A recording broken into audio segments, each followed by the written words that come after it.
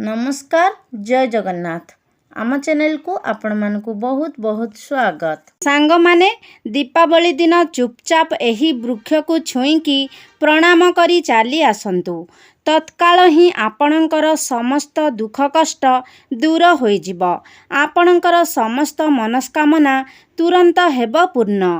आजिर video रे मु वास्तुशास्त्र एवं ज्योतिष शास्त्र अनुसार तीनोटी वृक्ष विषय रे कहिबी, जहाकू दीपावली दिन संध्यारे छुईदेले आपणक घरु दरिद्रता दूर होई जिवो। माँ लक्ष्मींकर कृपा और आशीर्वाद आपण प्राप्त करिवे। एही वृक्ष गुड़िक छुईदेले आपणकर जन्म जन्मांतरर दरिद्रता एवं गरीबता दूर होई जिवो। सांग माने आम हिंदू धर्म रे आमे वृक्षलता गुड़िकु देवी देवता भली पूजा करिथाओ। केवल जे आध्यात्मिक दृष्टिरु वृक्षर अनेक महत्व रहिछि ताहा नुहे, वैज्ञानिक दृष्टिकोणरु मध्य एही वृक्षलता गुड़िक मनुष्य को प्राणवायु अर्थात निश्वास नेबा पई अम्लजान जोगाई थांती एवं मनुष्यर प्रश्वासरु निर्गत हेउथिबा कार्बन डाइऑक्साइड गैस को निज भितर को नेई संसार को रक्षा करिथांती। अनेक वृक्ष अछि जहाकू हिंदू धर्म रे पूजनीय माना जाए। शास्त्र रे वृक्ष को अनेक गुणकारी बोली कुहा जाइछि। अनेक रोगर चिकित्सा पाई मध्य वृक्षलता को आमे औषध रूप रे व्यवहार करिथाउ। भगवान श्रीकृष्ण मध्य वृक्ष को अनेक महत्व देउथिले। अस्वस्थ वृक्ष को वृक्ष मानकर राजा कहा जाए, कारण अस्वस्थ वृक्षर आयु अन्य वृक्ष तुलना रे बहुत अधिक होइथाए। गीतारे भगवान श्रीकृष्ण कहिछंती जे वृक्ष मानक मध्यरे मु अस्वस्थ वृक्ष। सांग माने किछि वृक्ष अछि जहाकू जदि आपण दीपावली दिन छुईकी चली आसीबे तेबे आपणकर रोग शोक दुख एवं आर्थिक समस्या सबु दूर होई जिवो। सांग माने एमिति अनेक वृक्ष अछि जहाकू शास्त्र रे कल्याणकारी एवं मंगलकारी कुहा जाइछि।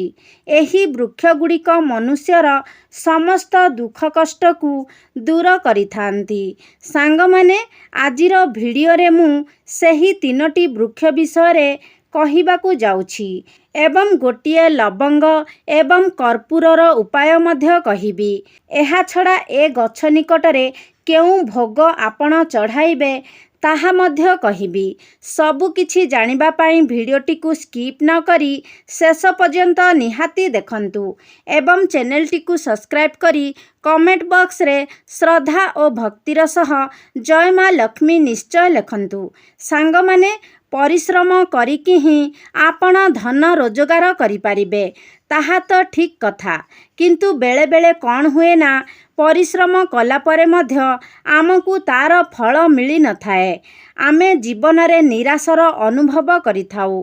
सेही परिस्थिति रे आपण परिश्रम करिबे एवं एही उपाय गुड़िक मध्य पालन करिबे, जहा द्वारा कौन हेबो कि आपणक उपरे जदि किछि दोष किछि अभिशाप लागिथिबो ताहा दूर होई जिवो।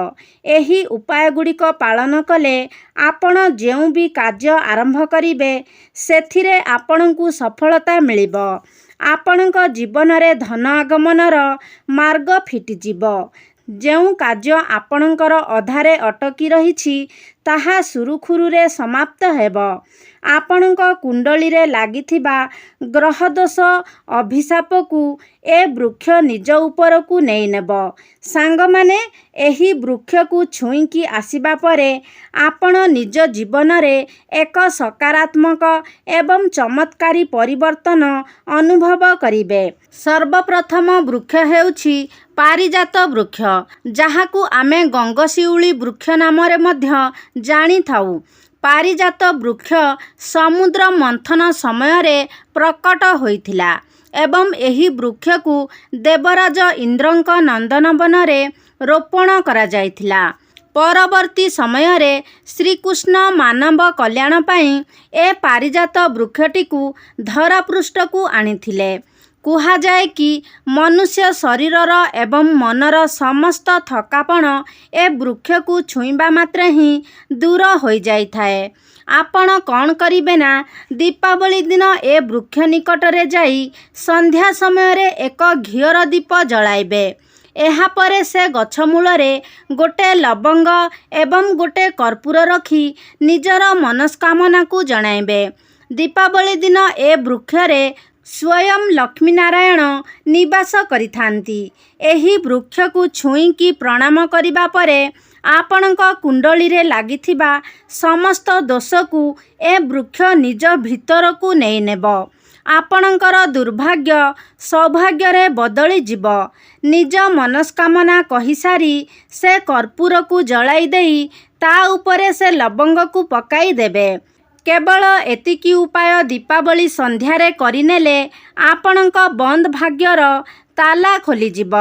ଦ୍ୱିତୀୟ ବୃକ୍ଷଟି ହେଉଛି ଡିମିରି ଗଛ। ସାଙ୍ଗମାନେ, ଯଦି ଆପଣଙ୍କ ଘର ପାଖାପାଖି ପାରିଜାତ ବୃକ୍ଷ ନାହିଁ ତେବେ ଆପଣ ଡିମିରି ବୃକ୍ଷକୁ ମଧ୍ୟ ଛୁଇଁକି ପ୍ରଣାମ କରିପାରିବେ। ଡିମିରି ବୃକ୍ଷକୁ ସ୍ୱୟଂ ନୃସିଂହ ଭଗବାନ ଆଶୀର୍ବାଦ କରିଛନ୍ତି।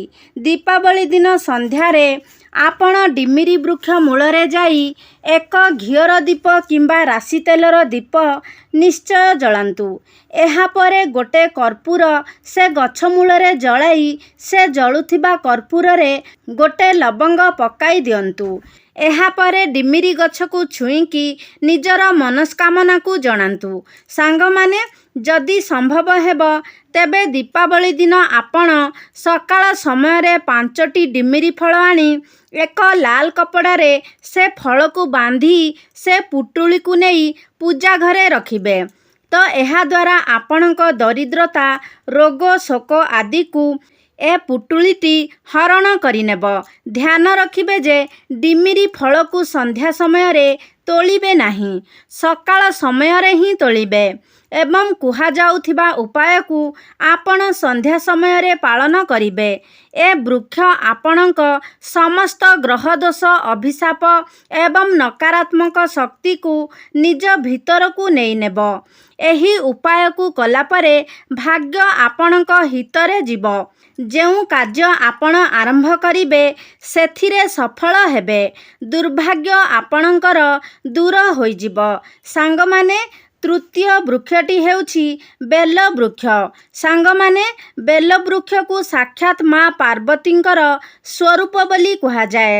ସ୍କନ୍ଧ ପୁରାଣରେ ବର୍ଣ୍ଣିତ ଅଛି କି ଏ ବୃକ୍ଷଟି ମା ପାର୍ବତୀଙ୍କର ଝାଳରୁ ଉତ୍ପନ୍ନ ହୋଇଛି। ବେଲ ବୃକ୍ଷର ପତ୍ରରେ ମହାଦେବ, ଡାଳରେ ମା ପାର୍ବତୀ ଏବଂ ମୂଳରେ ବ୍ରହ୍ମା ଭଗବାନଙ୍କର ବାସ ହୋଇଥାଏ।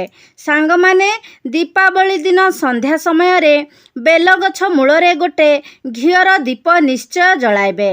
ଏହାକୁ ଅତ୍ୟନ୍ତ ଶୁଭ ମାନାଯାଏ। ଦୀପାବଳି ସନ୍ଧ୍ୟାରେ ବେଲଗଛ ମୂଳରେ ଘିଅର ଦୀପ ଜଳାଇଲେ ଆପଣଙ୍କ ଘର ଧନଧାନ୍ୟରେ ପୂରି ଉଠିବ। ଏହି ବୃକ୍ଷକୁ ଛୁଇଁବା ମାତ୍ରେ ହିଁ ମନୁଷ୍ୟର 1000 ପାପର ନାଶ ହୋଇଥାଏ। ସାଙ୍ଗମାନେ, କୁହାଯାଏ ଯେ ଲୋକମାନେ ତୀର୍ଥଯାତ୍ରା କରିପାରୁନାହାନ୍ତି ଓ ସେମାନେ ଶ୍ରାବଣ ମାସରେ ଯଦି ମାସସାରା ବେଲବୃକ୍ଷ ମୂଳରେ ଘିଅର ଦୀପ ଜଳାଇବେ ତେବେ ସେ ବ୍ୟକ୍ତିଙ୍କୁ ତୀର୍ଥଯାତ୍ରା ନ ଯାଇ ମଧ୍ୟ ସମସ୍ତ ତୀର୍ଥର ପୁଣ୍ୟଫଳ ପ୍ରାପ୍ତ ହେବ। ସାଙ୍ଗମାନେ, ଦୀପାବଳି ଦିନ ସନ୍ଧ୍ୟାରେ ବେଲଗଛ ମୂଳରେ ଦୀପ ଜଳାଇ ସାରି ଆପଣ ଗୋଟିଏ କର୍ପୂର ଏବଂ ଲବଙ୍ଗକୁ ଜଳାଇ ଦେବେ ଏବଂ ନିଜର ମନସ୍କାମନା ବେଲବୃକ୍ଷ ନିକଟରେ ପ୍ରକାଶ କରିବେ। ଯଦି ଆପଣଙ୍କ ପାଖରେ ଦୁଦୁରା ଗଛର ଫଳ କିମ୍ବା ଫୁଲ ଅଛି ତାହା ମଧ୍ୟ ଆପଣ ଏହି ବେଲବୃକ୍ଷ ମୂଳରେ ଅର୍ପଣ କରିବେ। ଏହି ଉପାୟକୁ କଲାପରେ ଆପଣଙ୍କ ଜୀବନରୁ ଦରିଦ୍ରତା ଦୂରେଇ ଯିବ। ଶନି, ରାହୁ, କେତୁଙ୍କର କିଛି ଦୋଷ କିମ୍ବା ଅଭିଶାପ ଆଦି କଟିଯିବ। ଏହି ବେଲବୃକ୍ଷ ମୂଳରେ ଦୀପ ଜାଳିଲେ ପିତୃପୁରୁଷ ମଧ୍ୟ ଆମକୁ ଆଶୀର୍ବାଦ କରିଥାନ୍ତି। ସାଙ୍ଗମାନେ, ଦୀପାବଳି ଦିନ ସକାଳେ ଯଦି ଆପଣ ବେଲବୃକ୍ଷ ମୂଳରେ କ୍ଷୀର ଢାଳିବେ ତେବେ ମଧ୍ୟ ଆପଣଙ୍କର ଅନେକ ସମସ୍ୟାର ସମାଧାନ ହୋଇଯିବ। ଏହି 3ଟି ବୃକ୍ଷ ଯଦି ଆପଣଙ୍କ ଘର ପାଖରେ ନାହିଁ ତେବେ ଆପଣ ନିମ ଗଛରେ ମଧ୍ୟ ଏ ଉପାୟ କରିପାରିବେ। ଆପଣ କ'ଣ କରିବେ ନା କ୍ଷୀରରେ ମିଶ୍ରି ମିଶାଇ ନିମ ଗଛ ମୂଳରେ ଦୀପାବଳି ଦିନ ସକାଳେ ଚଢ଼ାଇବେ ଏବଂ ସନ୍ଧ୍ୟା ସମୟରେ ନିମ ଗଛ ମୂଳରେ ଗୋଟିଏ ସୋରିଷ ତେଲର ଦୀପ ଜଳାଇବେ। କେବଳ ଏତିକି ଉପାୟ କଲେ ଦରିଦ୍ରତା ଆପଣଙ୍କ ଘରୁ ଦୂରେଇ ଯିବ। ଆପଣଙ୍କ ଘରେ ସକାରାତ୍ମକ ଉର୍ଜାର ସଞ୍ଚାର ହେବ। ସାଙ୍ଗମାନେ, ଆଶା କରୁଛି ଆଜିର ଏହି ଭିଡ଼ିଓଟି ଆପଣମାନଙ୍କୁ ନିଶ୍ଚିତ ଭାବରେ ଭଲ ଲାଗିଥିବ। ଯଦି ଭଲ ଲାଗିଛି ତାହେଲେ ଲାଇକ୍ କରନ୍ତୁ, ସେୟାର କରନ୍ତୁ। ଆମ ଚ୍ୟାନେଲକୁ ଯଦି ସବସ୍କ୍ରାଇବ୍ କରିନାହାନ୍ତି ତାହେଲେ ସବସ୍କ୍ରାଇବ୍ କରିଦିଅନ୍ତୁ। ସର୍ବେ ଭବନ୍ତୁ ସୁଖିନଃ। ଧନ୍ୟବାଦ।